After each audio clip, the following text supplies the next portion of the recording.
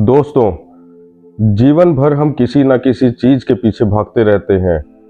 वह अगर हमें मिल भी जाती है तो हम खुश हो जाते हैं और नहीं मिलती तो दुखी हो जाते हैं। देखा जाए तो हम खुश भी थोड़ी ही देर हो पाते हैं, क्योंकि एक चीज मिलते ही फिर दूसरे के लिए दौड़ने लगते हैं। परीक्षा में अच्छे नंबर, फिर नौकरी, काम धंधा, फिर पैसा, जीवन साथी, मकान, फिर बच्चे, उनकी पढ़ाई, उनकी देखभाल, उनकी शादी और भी बहुत कुछ। जीवन भर यही दौड़ जारी रहती है। ज़्यादातर लोग इसी दौड़ को जीवन समझते हैं। यह दौड़ मरते दम तक खत्म नहीं होती। जिस जीवन को सुखी बनाने के लिए हम जीते जी दौड़ते रहते हैं, उसी जीवन का अर्थ जाने बगैर ही हम जीवन गुजार देते हैं। धनवान से धनवान, शक्तिशाली से शक्तिशाली, प्रसिद्ध से प्रसिद्ध व्यक्ति भी बुढ़ापे में निराश और अधिकतर दुखी ही देखा जाता है, जबकि दौड़ने में उसने भी कोई कमी नहीं छोड़ी थी। सब खुशी की तलाश में दौड़ते रहते हैं, पर कोई भी असली खुशी को ढूंढ नहीं पाता। अधिकतर लोग पैसे में खुशी ढूंढते हैं।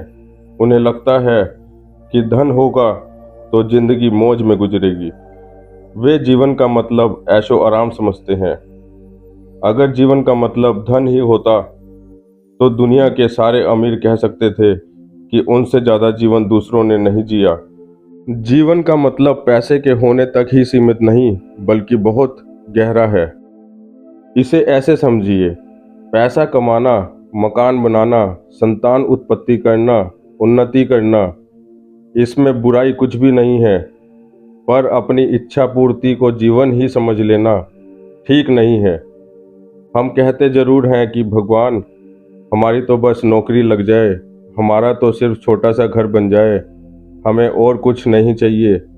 लेकिन जैसे ही वह हो जाता है, वैसे ही कुछ और की चाहत शुरू हो जाती है। इच्छाएं एक चमकते हुए सितारे की तरह होती है। लगता है किसी तरह उसे पा लें तो बात बन जाए, लेकिन उसे हासिल करते ही उसकी चमक फीकी पड़ जाती है। जिंदगी कभी भी सेट नहीं होती, क्योंकि जिसे जिंदगी समझकर दौड़ा जा रहा है, असल में वह जिंदगी है ही नहीं। जिसे जीवन समझा जा रहा है वह मन है, लेकिन जीवन का मतलब मन नहीं है। असल में हमारे दुख सुख का कारण हमारे मन के भीतर की घटना है। मन ही इसका अनुभव करता है।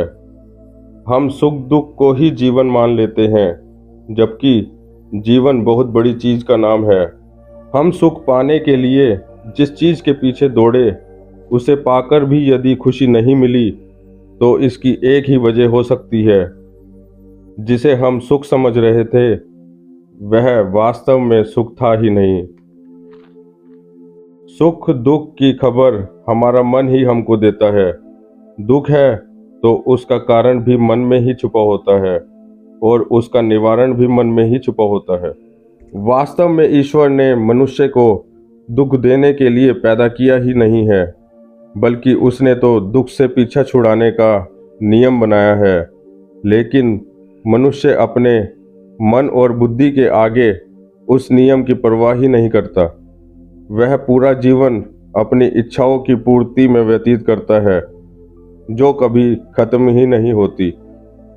एक्चुअली जीवन गुजारने की नहीं, बल्कि जीने की चीज है।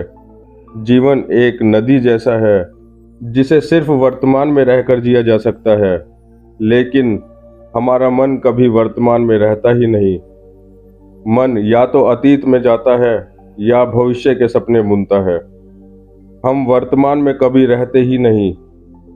हम खुद को ऐसी मशीन बना चुके हैं जो वर्तमान को अतीत में बदलकर उसे गंवाती है।